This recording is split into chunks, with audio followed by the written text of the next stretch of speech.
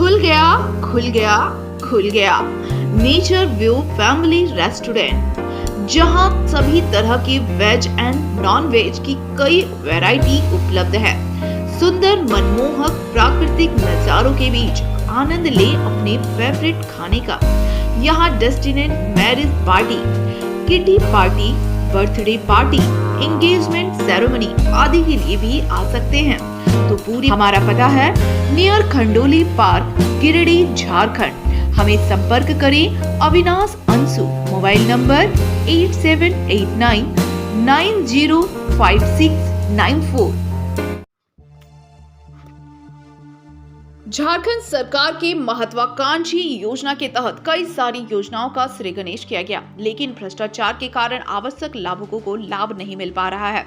सरकार आपके द्वार पूरी तरह से फ्लॉप। बताते चले कि बलियापुर प्रखंड सभागार में मासिक बैठक प्रखंड प्रमुख पिंकी देवी की अध्यक्षता में पंचायत समिति सदस्यों की आवश्यक बैठक आहूत की गई, जिसमें प्रखंड विकास पदाधिकारी, उप प्रमुख आशा देवी के अलावे विभिन्न विभागों के अधिकारी एवं साथ ही साथ 23 पंचायत के पंचायत समितियां ने अपनी अहम भूमिका निभाई, जिसमें स्वास्थ्य, बिजली विभाग, शिक्षा संबंधित चर्चाएं हुई।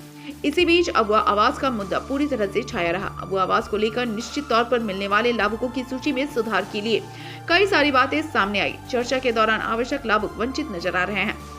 नियमितः आवश्यक लाभुकों को सरकारी योजनाओं का लाभ न मिलकर ऐसे लोगों को लाभ मिलने जा रहा है जिनके पास अच्छे और पक्के मकान हैं, साथ ही साथ मूलभूत सुविधाओं का लाभ प्राप्त है, जिसका विरोध पंचायत समिति सदस्यों ने किया। जिस पर अपनी प्रतिक्रिया देते हुए पत्रकारों से मुखातिब होते हुए प्रखंड विकास पदाधिकारी, प्रखंड प्रमुख एवं प्रखंड प्रमुख ने अपनी बातों को रखते हुए कहा कि निश्चित तौर पर समाधान शीघ्र किया जाएगा। एप्स के माध्यम से चिन्हित किया जाएगा। उन तमाम लोगों को जो इस श्रेणी में नहीं आते हैं उन्हें रिजेक्ट किया जाएगा।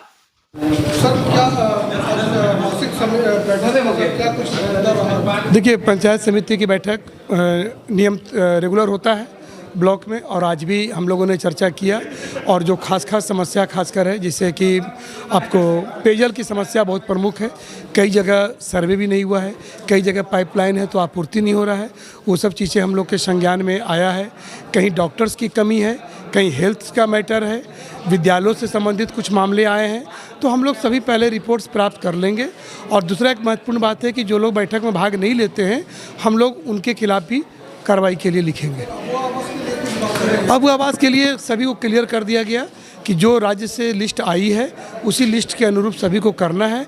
बट अभी भी अगर कोई व्यक्ति योग्य प्राप्त मिलेगा कि लेने लायक नहीं है तो उसको रिजेक्ट करना है हर हाल में।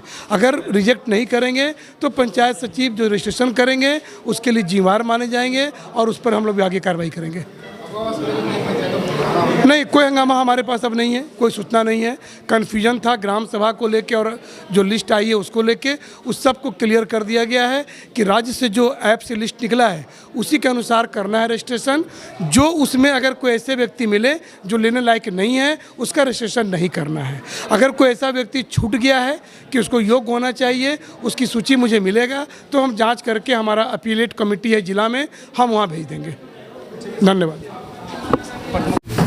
मैम, पंचायत समिति सदस्यों की बैठक रही है, क्या कुछ औचित्य निकला इसमें? देखिए, हर महीने की तरह इस बार भी पंचायत समिति की मासिक बैठक रखी गई थी। उसमें जो अहम मुद्दा था पानी को लेकर था।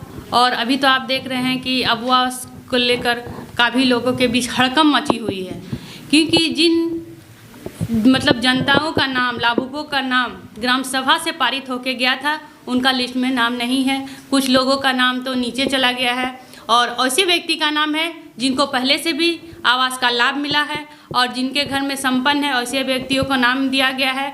और जो लाभुक वाकई में नीडी था वो पीछे छूट गया है। तो इसमें अभी हम लोग का एक मुद्दा बना हुआ है, हर पंचायत से ये मुद्दा बना हुआ है कि ऐसे लाभुकों को कैसे लाभ दिया जाए जो आवास के लिए एकदम नीडी थे। तो ये अभी अहम मुद्दा के बारे में बातचीत हुई।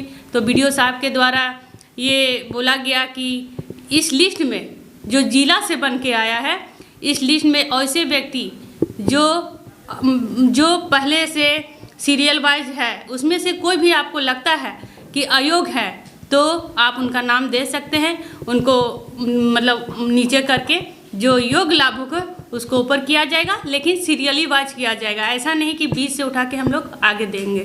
इसके लिए क्या कोई गाइडलाइन तैयार हुई? हाँ, गाइडलाइन तैयार हुई है। इसके पहले नहीं मैम, डेडलाइन कब तक इसको निष्पादन करना?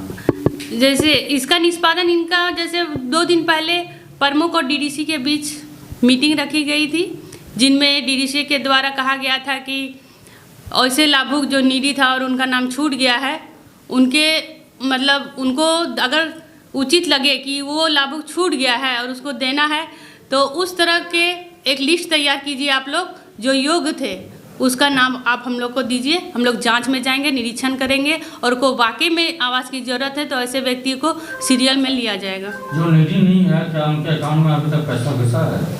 नहीं, अभी तक तो नहीं घुसा है, क्योंकि अभी उनका कहना है कि जियो टैक्स सभी का हो रहा है, लेकिन रजिस्ट्रेशन के समय उसको ध्यान दिया जाएगा। रजिस्ट्रेशन वैसे ही व्यक्ति को होगा जिनको उचित आवास की ज़रूरत है, और मतलब सीरियल में होना चाहिए। ऐसा नहीं बीच से हम उठा के नहीं देंगे, ऐसा कोई भी मतलब प्रस्ताव नहीं है कि बीच से उठा के दिया जाए। अगर मान लीजिए 2 व्यक्ति उसमें से जिसका दलान है या आवास मिला है, तो ऐसे 2 व्यक्तियों को हटा के सीरियल में पीछे आगे जाएगा और 2 व्यक्तियों को लिया जाएगा। पंचायत समिति सदस्य की आज बैठक हुई है, क्या कुछ निष्कर्ष सामने आया और किस मुद्दे को लेकर देखा गया कि हंगामा भी हो रहा था? आप सभी मीडिया बंधुओं को धन्यवाद। हर माह के भांति इस माह भी पंचायत समिति की मासिक बैठक रखी गई थी, जिसमें से बहुत सारे मुद्दे के बारे में चर्चा की गई।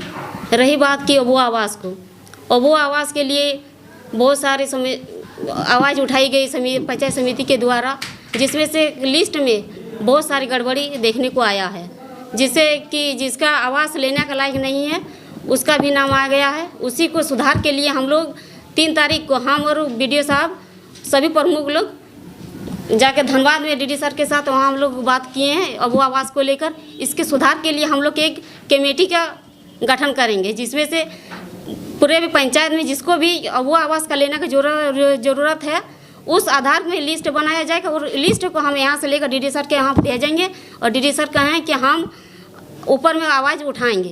इस कमेटी में कौन कौन शामिल है? अभी कमेटी का गठन नहीं किया, कमेटी का गठन हम लोग 10 को करेंगे। कब तक इसका निष्पादन होगा? देखिए, हम लोग तो पूरा लगे हुए हैं, ठीक है, देख रहे हैं कि कितना जल्दी होगा। मुखियाओं की क्या भूमिका रह रही है? मुखिया लोग का कहना है कि हम लोग जो ग्राम सभा किए हैं उसमें ग्राम सभा का सूची में और अभी जो जियोटेक हो रहा है उसमें से मिल नहीं रहा, तो मुखिया लोग का यही कहना है कि हम लोग ग्राम सभा का करने का अखराज दिए, क्यों अखराज दिया गया?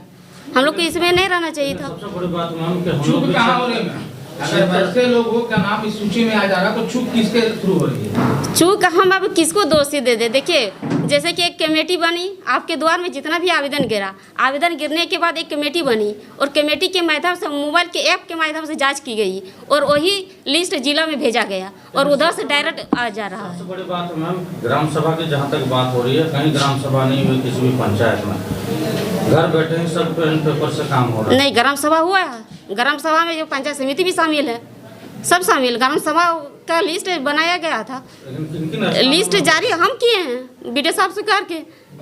आपके द्वार का कार्यक्रम खत्म होने के बाद जो कमेटी बनी उसका जांच हो रहा था, उसके बाद आप ग्राम सभा का भी आदेश दिया गया था।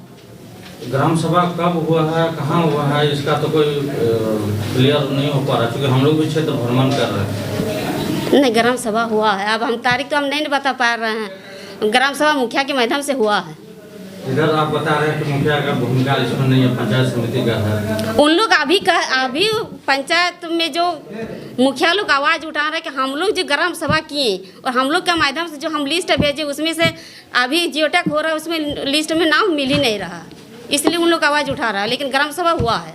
सरकार आपके द्वार कार्यक्रम में इतने सारे आवेदन कर रहे हैं, उसका क्या हो रहा है? देखिए, सरकार आपके द्वार का जो कार्यक्रम किया गया, सरकार के आदेश पर आपके द्वार का कार्यक्रम हुआ, उसमें बहुत सारे आवेदन गिरा, कहीं 1000, कहीं 700, 1100 का आवेदन गिरा है। तो इसके एक कमेटी के माध्यम से ही काम होगा, ये नहीं कि 1000 आवेदन गिरा कि हज़ारों का काम नहीं होगा ना।